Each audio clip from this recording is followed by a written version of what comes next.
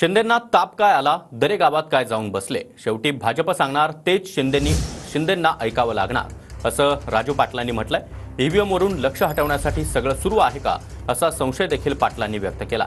VVPAT मशीनमधील मतं मोजण्यासाठी मी 8 लाख रुपये भरल्याची माहिती देखील मनसेचे राजू पाटील यांनी दिली आहे।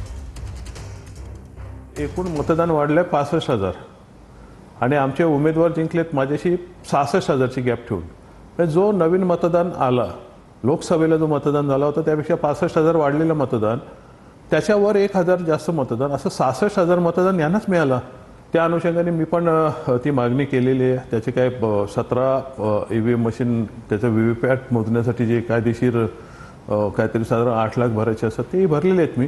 त्या अनुषंगाने बऱ्याचशा गोष्टी पण चालू आहेत इथे, म्हणजे मुख्यमंत्र्यांना ताप काय आला, दरेगावात जाऊन काय बसले, शेवटी यांना जे बीजेपी सांगेल तेच करायचे। परंतु ह्या गोष्टींवरनं कुठेतरी लक्ष हटवण्यासाठी पण ही काय कामं चालू आहेत असाही संशय